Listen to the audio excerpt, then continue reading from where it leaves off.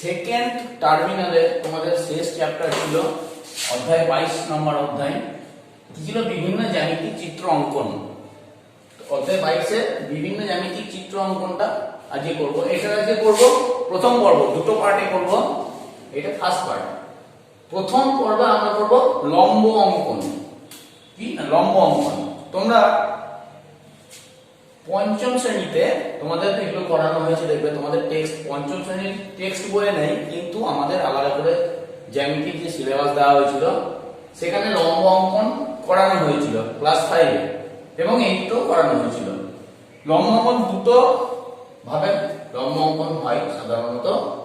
একটা হচ্ছে সরলরেখার উপরিস্থ বিন্দুতে লম্ব অঙ্কন, আর সরলরেখার বহিস্থ কোনো বিন্দু থেকে সরলরেখাটির উপর লম্ব অঙ্কন। এই দুটোই তোমাদের ক্লাস 5 এ করানো হয়েছিল, কিন্তু টেক্সট বইয়ে ছিল না।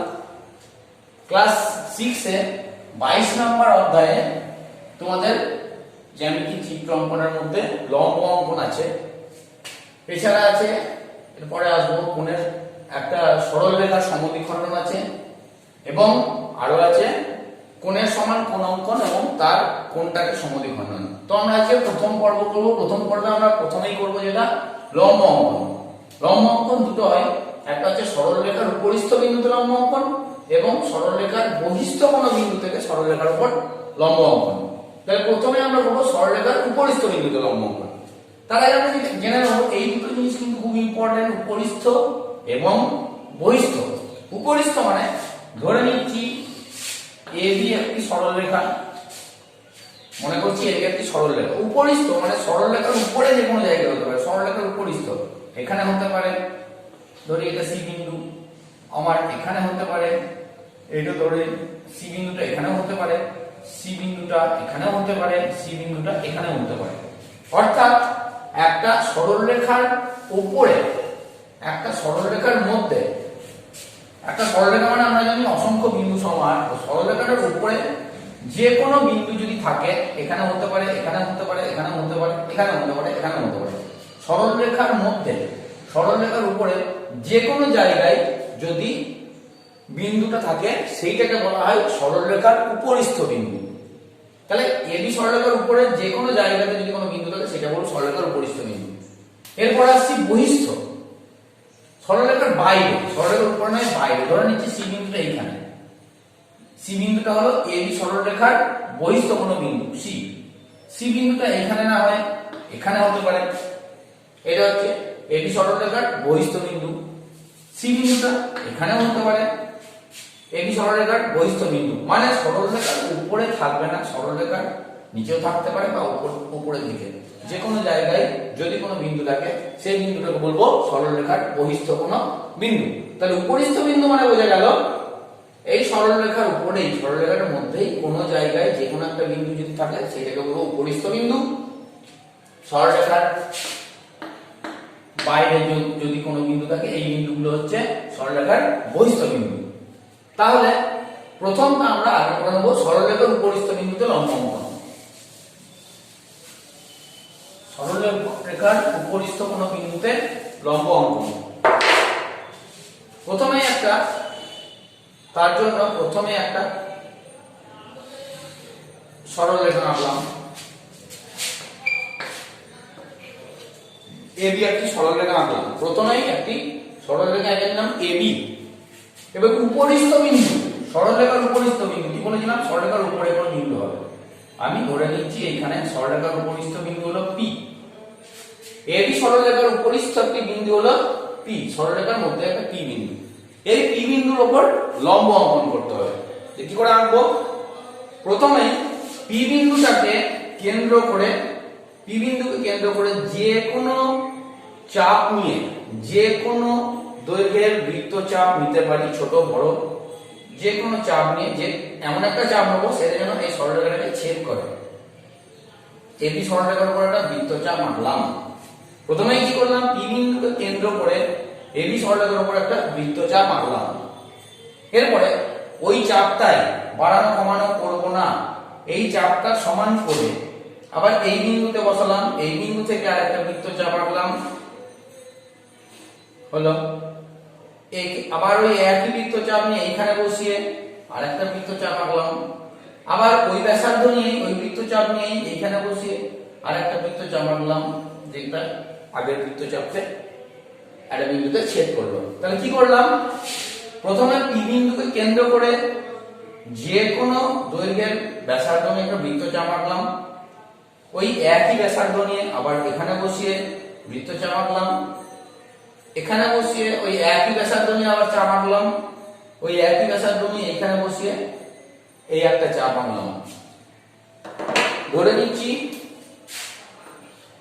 সি এটা ডি বিন্দু, এটা হচ্ছে ই বিন্দু, এটা হচ্ছে এফ বিন্দু, এটা হচ্ছে এম বিন্দু, এটা হচ্ছে এম বিন্দু।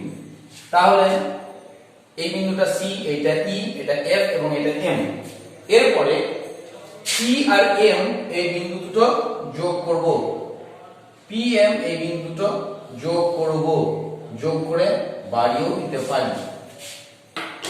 তাহলে এই পি এম হলো এ বি সরলরেখার উপর লম্ব, লম্ব মানে তাহলে এইটাও 90 ডিগ্রি, এই কোণটাও 90 ডিগ্রি।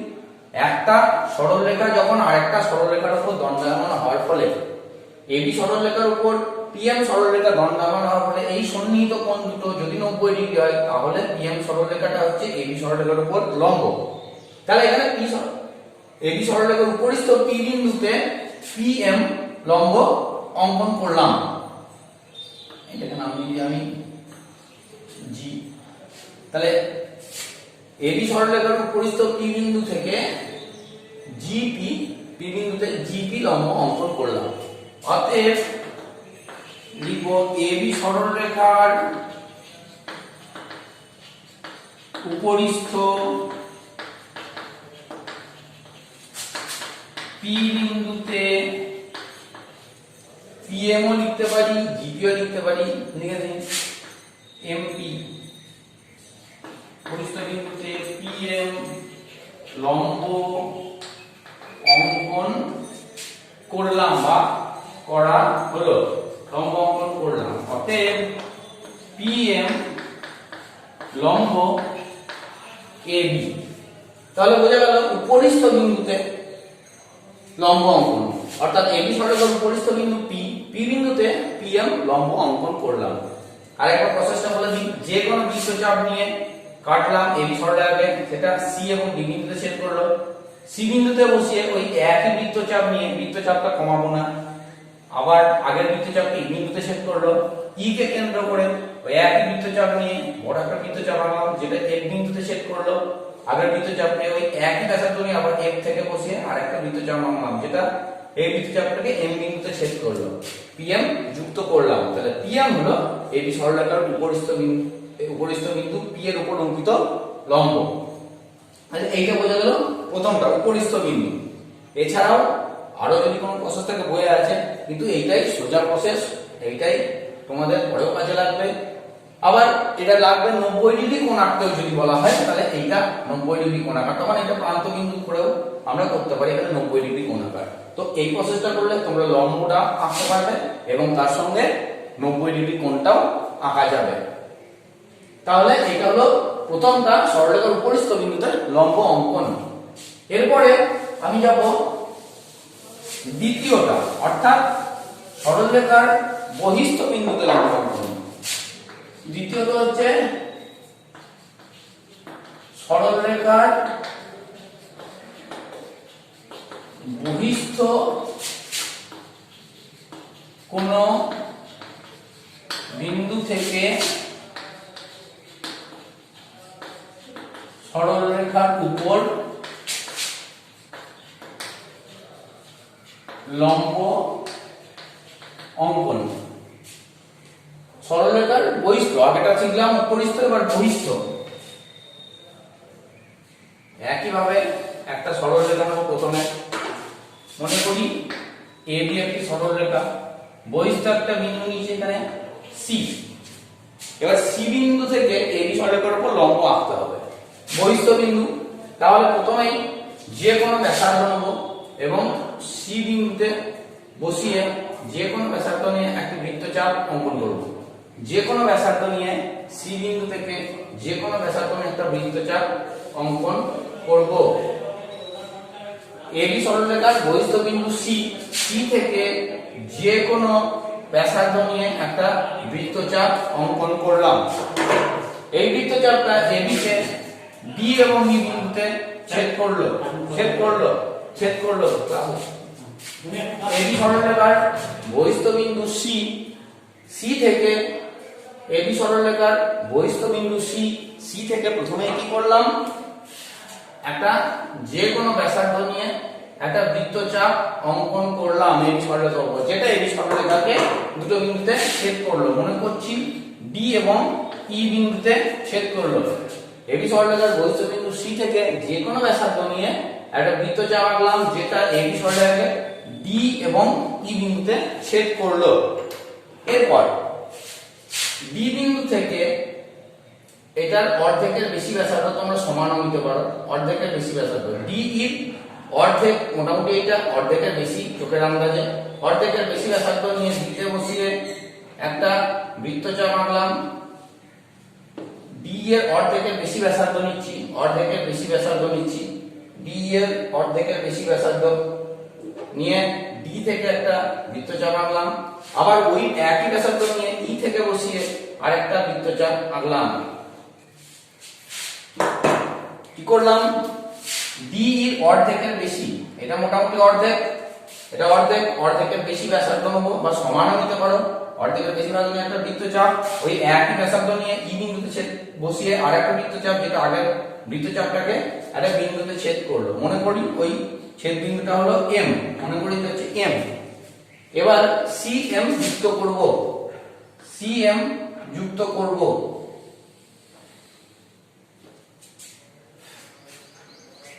সিএম যুক্ত করলাম, মনে করলাম এটা এবি কে পি বিন্দুতে ছেদ করলো। মনে করা যাচ্ছে এটা এবি সরলরেখাকে পি বিন্দুতে ছেদ করলো। তাহলে প্রথমে কি করলাম, সি বিন্দু থেকে কেন্দ্র করে যে কোনো ব্যাসার্ধ নিয়ে বৃত্তচাপ আঁকলাম, যেটা এবি সরলরেখাকে ডি আর ই বিন্দুতে ছেদ করলো। ডি তে বসিয়ে অর্ধেকের বেশি ব্যাসার্ধ নিলাম, একটা বৃত্তচাপ, ওই একই ব্যাসার্ধ নিয়ে ই তে বসিয়ে আর একটা বৃত্তচাপ আঁকলাম। চাপ দুটো পরস্পরকে এম বিন্দুতে ছেদ করলো। সি এবং এম যোগ করব, বহিস্থ বিন্দু সি এবং এম যোগ করব। সি এম যুক্ত করলাম, দেখা গেল যে এটা এবি সরলরেখার বিন্দুতে ছেদ করলো, ধরে নিচ্ছি বিন্দুটা পি, নাম দিচ্ছি পি। তাহলে সিপি হচ্ছে এবি সরলরেখার উপর লম্ব। তাহলে বলতে পারি অতএব এবি সরলরেখার বহিস্থ বিন্দু সি থেকে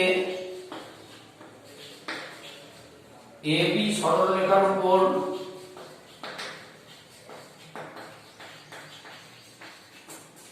এবি সরলরেখার বহিস্থ বিন্দু সি থেকে এবি সরলরেখার উপর অঙ্কিত লম্বটি হলো সিপি। অতএব সিপি লম্ব এবি। তাহলে সি বিন্দু থেকে বহিস্থ বিন্দু এবি সরলরেখার বহিস্থ বিন্দু সি থেকে এবি সরলরেখার উপর অঙ্কিত লম্বটা হচ্ছে সিপি। তাহলে সিপি লম্ব এবি। এটা দ্বিতীয়টা হলো সরলরেখার বহিস্থ কোনো বিন্দু থেকে সরলরেখার উপর লম্ব অঙ্কন। তাহলে প্রথমে দেখালাম উপরিস্থ বিন্দু থেকে লম্ব অঙ্কন, মানে 90 ডিগ্রি কোণ যেমন করে আমরা আঁকি ওই একই ব্যাপার। অথবা দ্বিতীয়টা করলাম এবং বহিস্থ বিন্দু এবি সরলরেখার বহিস্থ বাইরের কোনো বিন্দু থেকে সরলরেখার উপর লম্ব অঙ্কন। এছাড়াও আরো অন্যান্য পদ্ধতি আছে, কিন্তু এই পদ্ধতিটাই তোমাদের আঁকা সব থেকে সুবিধা, মনে রাখা সুবিধা, ওই জন্য তোমরা এই পদ্ধতিটাই করার চেষ্টা করবে। এরপর বিভিন্ন সমস্যা আছে, সেগুলো অনুশীলনীতে আছে, দেখো করতে তোমাদের। তো দুটো লম্ব অঙ্কন কমপ্লিট, দুটো পদ্ধতিতে দুটো লম্ব অঙ্কনের দুটো আলাদা আলাদা ভাগ, একটা হচ্ছে উপরিস্থ বিন্দু থেকে আর একটা হচ্ছে বহিস্থ বিন্দু থেকে। দুটো বিন্দু থেকে কিভাবে লম্ব অঙ্কন করা হয় সেটা তোমরা শিখলে। এবার আরো একটা জিনিস নিয়ে আমরা আলোচনা করে নেব আজকে, সেটা হচ্ছে সরলরেখাংশের সমদ্বিখণ্ডন। সরলরেখাংশের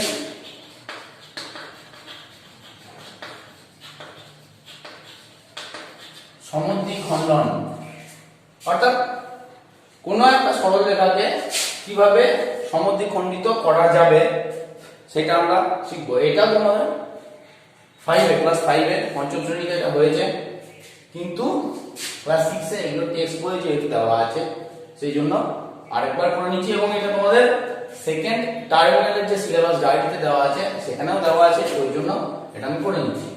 সরল রেখাংশের সমদ্বিখণ্ডন, একটা সরল রেখাকে কিভাবে সমদ্বিখণ্ডিত করব। মনে করি এইখানে PQ একটা সরল রেখা, এটা ধরো এইখানে আছে 14 সেন্টিমিটার, 14 ইঞ্চি। এই সরল রেখাটাকে কিভাবে তোমাকে দিতে পারে 7 সেন্টিমিটার দৈর্ঘ্যের একটা সরল রেখাংশ সমদ্বিখণ্ডিত করো, 8 সেন্টিমিটার দৈর্ঘ্যের একটা সরল রেখাংশ সমদ্বিখণ্ডিত করো, 10 সেন্টিমিটার একটা সরল রেখাংশ সমদ্বিখণ্ডিত করো। সেই ক্ষেত্রে তোমাদের সমদ্বিখণ্ডনের মাপগুলো পরে লেগে যাবে। তো এখন সমদ্বিখণ্ডনটা আগে দেখে কি করে করব।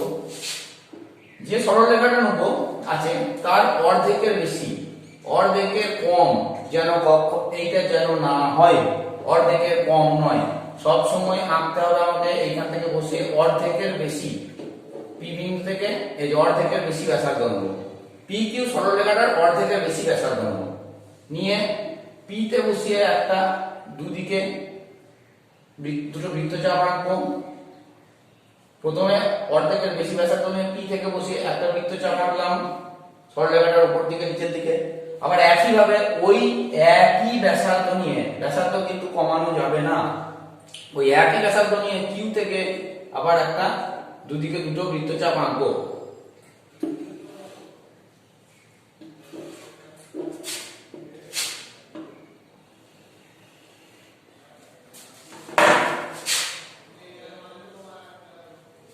তাহলে একটা অর্ধেকের বেশি ব্যাসার্ধ নিয়ে উপরে একটা নিচে একটা বৃত্তচাপ আঁকলাম পিতে বসিয়ে, আবার ওই একই বৃত্তচাপ কিউ এ বসিয়ে দুটো বৃত্তচাপ আঁকলাম, বৃত্তচাপ দুটো পরস্পরকে দুটো বিন্দুতে ছেদ করলো। ধরে নিচ্ছি একটা বিন্দু হচ্ছে সি এবং এই বিন্দুটা হচ্ছে ডি। সিডি যুক্ত করব,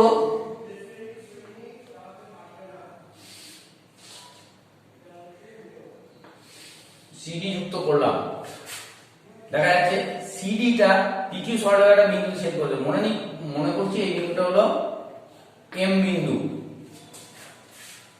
তাহলে এই সিডি যুক্ত করার ফলে এম বিন্দু পিকিউ সরল রেখাকে সিডি সরল রেখাটা এম বিন্দুতে ছেদ করেছে। এখন হচ্ছে পিএম তাহলে সমদ্বিখণ্ডিত হলো, অর্থাৎ পিএম সমান এম কিউ হয়ে গেল। যদি এখন পিকিউ সরল রেখাটা 10 সেন্টিমিটার হয় তাহলে কি হবে, পিএম সমান এম কিউ সমান 10/2 সেন্টিমিটার বা 5 সেন্টিমিটার। ধরে নিচ্ছি এটা 10 সেন্টিমিটার একটা সরল রেখা, তাহলে এখানে লিখব পিকিউ একটি 10 সেমি দৈর্ঘ্যের রেখাংশ, পিকিউ একটি 10 সেমি দৈর্ঘ্যের রেখাংশ, এম বিন্দুতে পিকিউ একটি 10 সেমি দৈর্ঘ্যের রেখাংশ, যা এম বিন্দুতে যা সিডি সরল রেখাংশ দ্বারা যা এম বিন্দুতে, ঠিক আছে, যা এম বিন্দুতে সমদ্বিখণ্ডিত হয়েছে। তাহলে পিকিউ একটি 10 সেমি দৈর্ঘ্যের রেখাংশ যা এম বিন্দুতে সমদ্বিখণ্ডিত হয়েছে, অতএব পিএম সমান এম কিউ সমান, পুরোটা যদি 10 সেমি হয় তাহলে পিএম আর এম কিউ সমান হয়, যেহেতু দুটো ভাগে ভাগ করেছি তাহলে প্রত্যেকটা ভাগের দৈর্ঘ্য কত, 10/2 সেমি সমান 5 সেমি, এরকম করে লিখতে হবে। পিএম সমান এম কিউ সমান পিএম মানে এটা সমান এম কিউ, পুরোটা হচ্ছে 10, তাহলে এটা হবে 10 কে ভাগ করে যতটা পাবো 1 ভাগ। পিএম সমান এম কিউ সমান 10/2 সেমি সমান 5 সেমি, তাহলে এটা 5 সেমি এটা 5 সেমি। তাহলে একটা সরল রেখা কিভাবে সমদ্বিখণ্ডিত করা যায় তোমরা সেটা শিখলে। তাহলে আজকে সরল রেখা সমদ্বিখণ্ডনটাও শিখে নিলাম। পরবর্তী ক্ষেত্রে কোণের সমান কোণ অঙ্কন এবং একটা কোণকে কিভাবে সমদ্বিখণ্ডিত করতে হয় সেটা আমরা শিখবো। তাহলে আজকে যেগুলো আমরা শিখতে পারলাম, সরল রেখার উপরিস্থ বিন্দুতে লম্ব অঙ্কন, সরলরেখার বহিস্থ বিন্দুতে লম্ব অঙ্কন, বহিস্থ বিন্দু থেকে সরলরেখার উপর লম্ব অঙ্কন এবং একটা সরলরেখাংশের সমদ্বিখণ্ডন। সরলরেখাংশটা কিভাবে সমদ্বিখণ্ডিত হয় সেটা শিখলাম। এই তিনটেই আজকে প্রথম পর্বে আলোচনা করা হলো। বাকিটা কোণের সমান কোণাঙ্কন এবং একটা কোণকে সমদ্বিখণ্ডিত করা, এখানে যেমন সরলরেখাটাকে সমদ্বিখণ্ডন করলাম, কোণকে সমদ্বিখণ্ডিত করব, সেটা আমরা দ্বিতীয় পর্যায়ে বা দ্বিতীয় পর্বে আলোচনা করব। এটাই প্র্যাকটিস করো তোমরা। বাকি অনুশীলনীতে কিছু কিছু থাকবে, সেগুলো আমি হোমওয়ার্কে তোমাদের দিয়ে দেবো।